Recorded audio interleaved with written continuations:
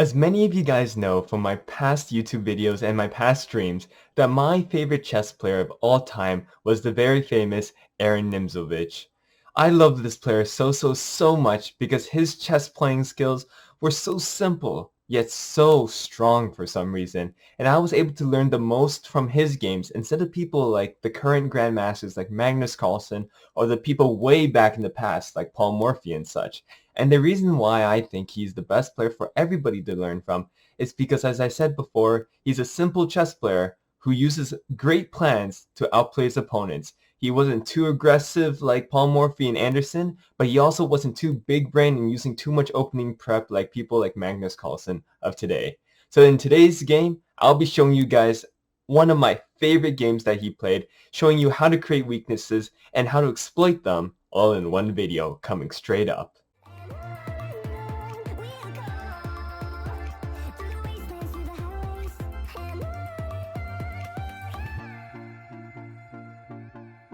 So today's chess game is between Aaron Nimzovich as white and Erwin Volmai as black. And in this game, we'll see how Nimzovich was able to dismantle his opponent without playing any big brain moves, but just by playing moves, just slowly took advantage of his opponent's minor mistakes. So let's see what happens here. Pawn c4, pawn e5, knight f3, and knight c6. These are all very normal moves in the English defense, nothing too special. Pawn d4, captures, captures, and bishop b4, check. This is a very famous variation. So after bishop b4 check, bishop d2, and you might ask, is this knight free? No, because if knight captures, then bishop can capture here. And this position is not too good for black because white has the double bishops and the center. So what happened was bishop c5, attacking the knight, forcing the knight to go somewhere it doesn't want to, knight b3, and the bishop moves back to e7. After this, knight c3 is played, and after knight c3, knight to f6 was played. Knight to f6, controlling the center, very good. And pawn e4, white has complete control in the center, and black plays pawn d6, trying to stop white from taking too much control in the center. Bishop e2, black castles, and white castles, and we get into a normal position that happens in most people's games, positions that look like this. Now this is where a lot of people get stuck. Once black plays rook e8, what does white do here to continue his advantage? Now, a lot of people here might be thinking to themselves, hey, why don't we just play a move like rook c1 or rook e1 and just develop towards the center? But these moves, though they're good, and they can be played in this position without any repercussions, this is not what Nimzovich wanted to do. What Nimzovich saw in this position was that he saw that the black queen here was kind of stuck on d8. And so if it's stuck on the d file, we kind of really want to put a rook on this d file so we can maybe pressure the black side by making a move like pawn e5 or pawn c5 in the future. And because he saw that, he played this simple, very simple queen c2. It doesn't take too much of a big brain to discover what this move's all about. He just wants to move a rook here to put pressure in the center.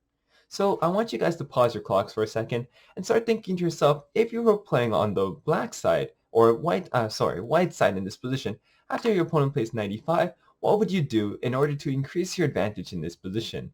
Obviously, white is slightly better here because of his space advantage and his fully developed pieces, but just because you have a slight advantage doesn't mean you can win the game. I know that way too much. So, after knight e5, what move would you play?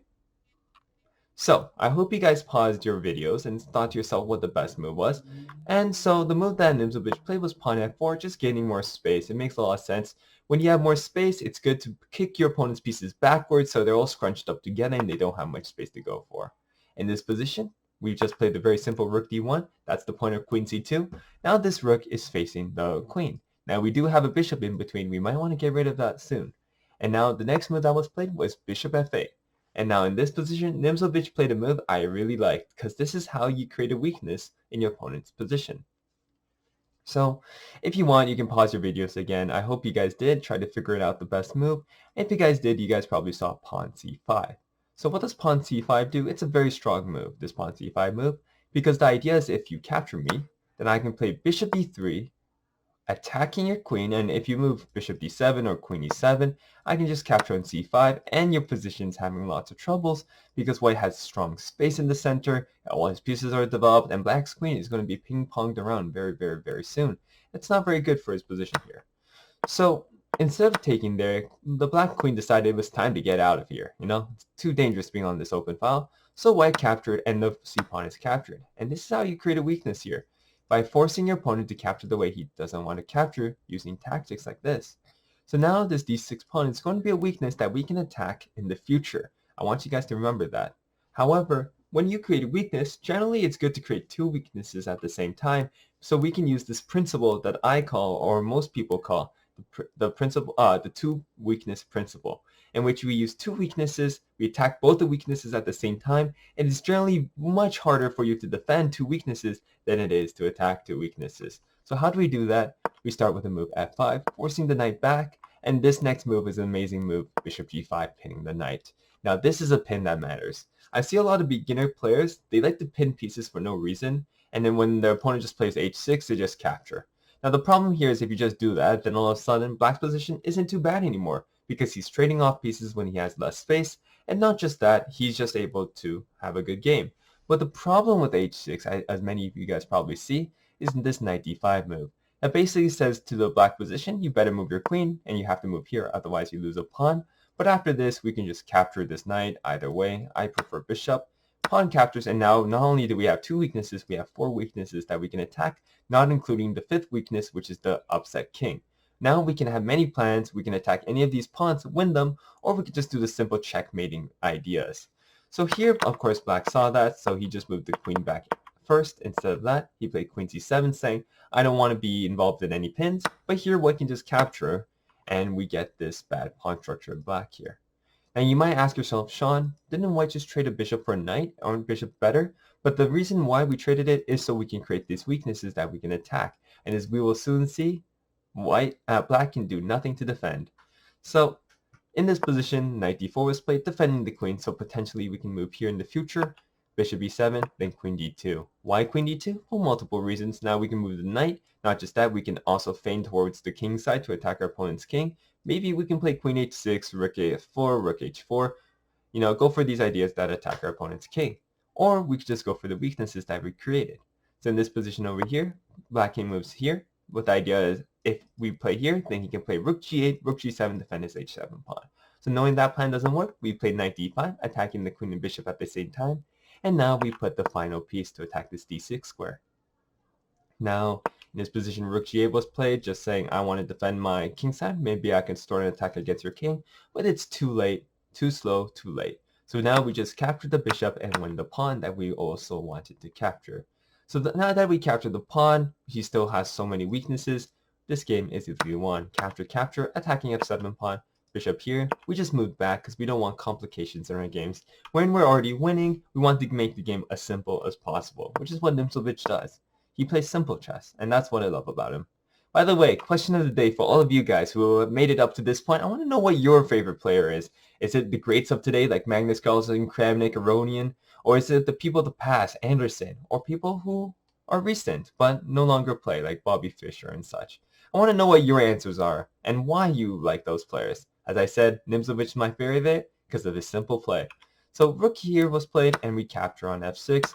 Now you might ask me, why didn't white just capture this rook? It's because black gets counterplay. Is he winning at that point? Obviously not. White is still much better, but why give your opponent counterplay when you don't have to? So rook here, rook there, and we just capture. Trade off pieces when you're ahead. Once you trade off pieces, it's an easy win from there. Rook g8, making a threat. We just defend it with h3. h5 is played, trying to create a threat against our king, but we just play knight d5 with an idea. If you play here, I can play here, attacking your rook and threatening checkmate. You lose the game, and it's a fork too. So here he captures, rook takes e4, f3, and in this position, black resigned, because we have this move coming up, threatening checkmate, and we are promoting our pawn very soon, and even if this doesn't work, we still have an extra pawn. So here, black realized he has no counterplay, and if he has no counterplay, that's a good time to resign. So in summary, today's game is a very good example of how to create a weakness more so than how to exploit a weakness. Because as many of you guys already know from my previous videos, exploiting a weakness is pretty easy. You just put pressure on it until it explodes. But how do you create the weaknesses to begin with? Usually there's some tactical motifs that are involved. Otherwise, most of your opponents, if they're above 1600 rated, won't make weaknesses themselves, which is why this pawn c5 move was nice, because the opponent couldn't actually not create a weakness here. So we created a weakness, then we used this amazing pin here to create a second weakness, and then we just took advantage of it for the rest of the game. Very easy plan, nothing too complicated. So I hope you guys all enjoyed today's chess video. If you guys did, it would help me a lot if you guys press the like button. If you guys want to learn about weaknesses themselves and how to take advantage of them, check out that video over there. And I'll be showing you how to do that right away.